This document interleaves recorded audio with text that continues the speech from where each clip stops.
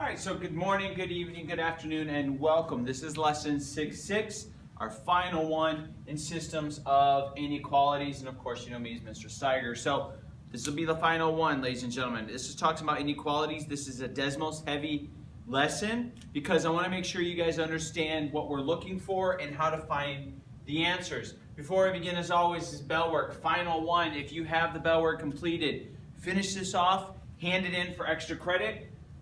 We'll go from there. All right, on this bell work, you guys, the extra credit will probably be made up assignment. I'll replace a homework 0 grade that you have. So if you missed a homework this for chapter 6, I'll plug this one in for 100 instead of a 0, which will help your grade because any 0 actually brings your grade down a lot. Instead of a 0 or any 0 brings it down, but 100 kind of keeps it on point. Determine the best way to solve this. Okay, technically this one would be substitution, all right, where you would plug in this coordinate into here, and so you'd have 2x minus 7 equals negative 3x plus 3, and then you would solve for x, okay? So I'm going to do this in one big shot. Let's pick poop brown, plus 3x, and then I'm going to move this over there, so it's plus 7 and plus 7. Do your math. This was 5x, this cancels out, that cancels out, and it's 10, so x equals 2. And then, ladies and gentlemen, you fill in the 2 up here, 4 minus 3, y equals negative 3. Okay, so there's my y. Determine which method here. This one would be elimination, okay? It's already set up for you. 5x, that would be 6x. This eliminates, equals 12 and 6, that would be 12. Okay, and then it would be x equals 2. Then if x equals 2 here, subtract 2 from both sides. So it'll be 2y equals negative 8. So y equals negative 4.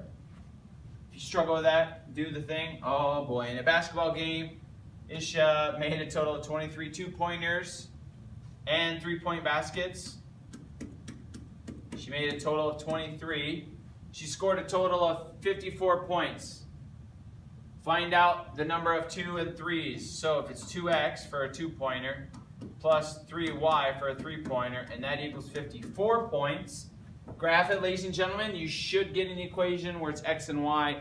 I did not graph this one. Hopefully I got it right. All right, there's your setup. Let's go forward, ladies and gentlemen. Looking for a structure.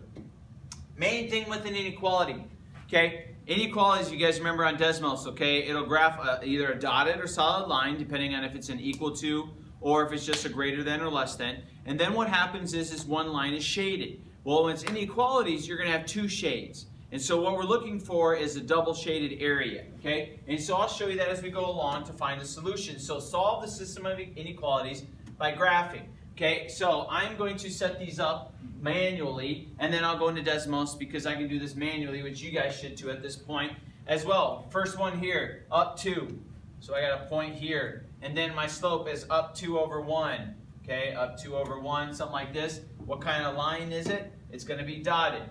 Okay, big fat dotted line like that. How beautiful is that? And then the next one here, it's going to be a y-intercept of negative 3. So I know it's going to be negative 3. And it's going to be a slope of negative 1, so it would be a slope like this.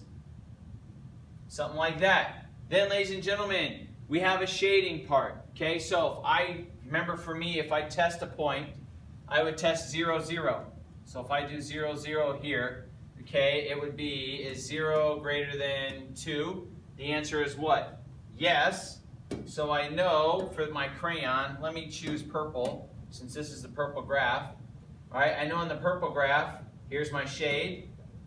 Okay, now I'm going to test 0, 0 for the red. If I do 0, 0 for the red again, so let me click to pen. All right, if I do 0, 0 here, is that a true statement? Matter of fact, yes it is. So I would actually graph, when I do this, how I would do it is my crayon, since that's a true statement, I know that this is within the confines. Go red, here's my red, okay, and you would graph like this. And what you're looking for is this piece that share the same graph, okay? So what solution shares the same, is an answer to this inequality? Well, it's anything within the confines of this section right here, all of this shaded area.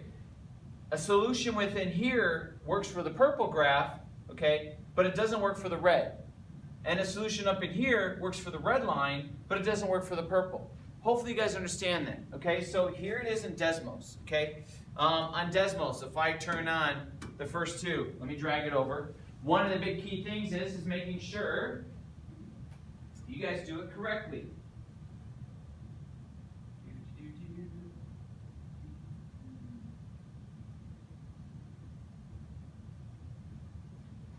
Alright, so there's my beautiful graph. Same thing I got, okay? So one thing you need to see is you can see the two shades. So we have our first shade here, okay? And then we have, this is all, remember, an answer. So if I plugged in any value of an x or a y into this inequality, it makes this a true statement. That's what we're shooting for, if you guys remember. Now if I plug this on, in order for this inequality to be true for both of these equations, it has to be in the double shaded area. So if I were to ask you, give me a point, a solution set for this point, is 0, 0 an answer? Yeah, it is, okay, because it's double shaded.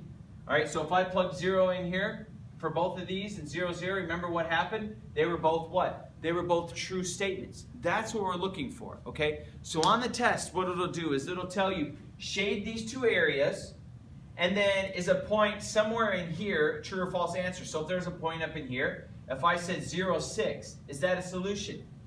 No, it isn't, because it's not in the double shaded. It has to be true for both. So it's true for this statement, but it's false for this one. Hopefully you guys understand that. So if I plugged in 0, 6, okay, if I plugged in 0 here, all right, I'd have 2 and a 6. So is 6 less than 2, or is 2 greater than 6? No way, not by a long shot. So you see how it works? Okay, so hopefully you guys get that and understand that. All right, so the rest of this, what you guys are going to do is we're going to go back to Desmos here, okay, or back into the problems. I want you guys to graph this on your problem on your page so you understand.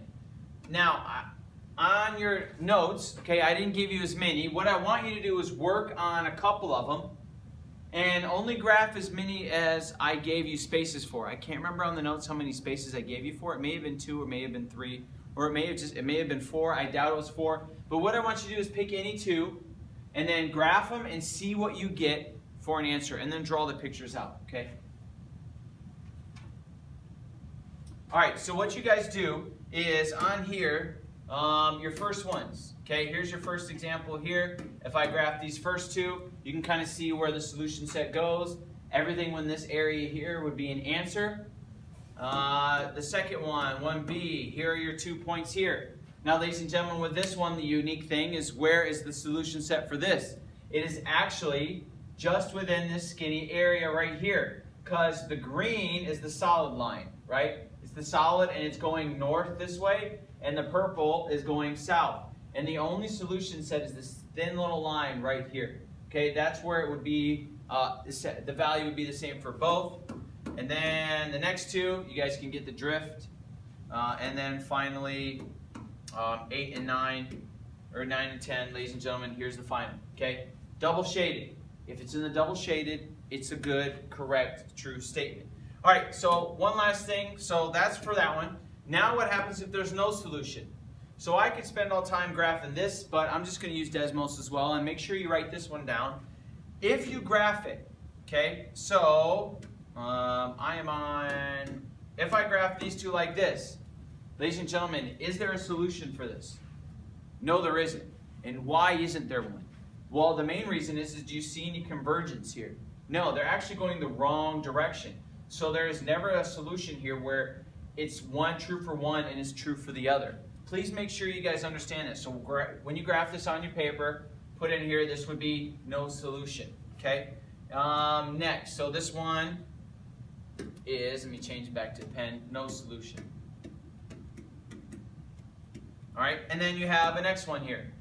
I want you to try graphing these 2, okay? So try graphing 2A and 2B, just to practice it real quick. All right, when you set these up, same thing. Okay, here's 2A, no solution because they never cross the lines. You can see the gap. And then the next one, same thing, okay? Now, what's ironic about this one is, does it ever cross? It looks like it does when I have it thin, but the reality is what? It never actually does. Okay, so please make sure you guys zoom out as well to see, because if you guys, when we go home, here you can see no way. But when I'm looking at it here, it kind of, you can't tell whether or not it's going to cross ever. So please make sure you zoom out. But there's no solution on those two as well. Okay, I just want to make sure you guys understand what it looks like. All right, a grade service. All right, they want to have a GPA of at least 3 and volunteer at least 10 hours a week. So how would you represent this in an equation? Well, it'd be simple enough. You just have to annotate what you want.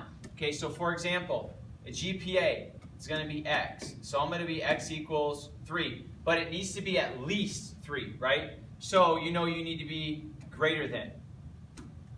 All right, and then you need to know that volunteer hours at least 10 hours. So what you're going to do, ladies and gentlemen, is it's going to be 10, and it's at least. So are you going to go more than that? Yes. And then you graph it. Okay, so I'm just going to go, so I'm going to go y equals, so it's not equals, this would be grade point, and then y is going to be volunteer. All right, and then you graph it. And then when you do that, okay, so for every x value, so when I go over, every x value is going to be 3. All right, and then for the other one, and on this one I didn't do a very good job, but it needs to be 10. Okay, so what it means is that for every value here, you need to be up in here, in this category. I didn't put this one in Desmos because I figured this one's kind of a simple one to look at. But what would happen is that if you were to do it, you're looking at anything above a 3.0. So actually, the ironic part is you probably within this little area between a 3 and a 4. Okay, and then, ladies and gentlemen, you'd have to have any graph above the hours. Okay, so you would want to know that the reality is that on this particular equation, you're looking at anything up in this general vicinity. Okay, because you have red here, and then this line up here would be all the blue going this way, and so it would be where the blue and the red come together. All right, last one's real quick. On this guided practice, I give you 2. Look at this one real quick. See if you can determine what the inequality is by yourself and graph it.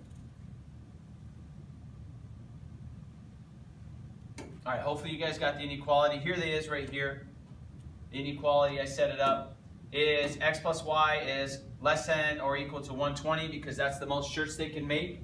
So when I zoom out, you see that's kind of a reality is that they can only make between this and 120 and 120 on this scale, between those shirts. And then they want to at least make some money, so here's the other one.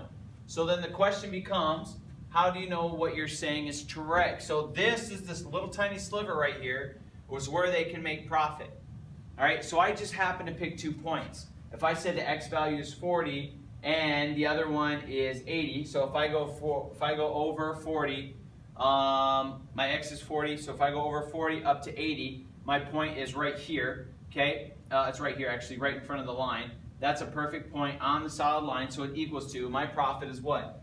2,080, so it's much greater than. So this is a kind of a real world thing. If you know you have a limited amount of supplies, that you can only make so many items, the big key thing for you as an entrepreneur is what can you charge somebody to get in this double shaded area. Okay, and then it asks, is this a point? Is 4530 a solution? Well, if you go over 45, up 30, is it a solution? So over 45 would be right here. Up 30 would be right here. Is that a solution?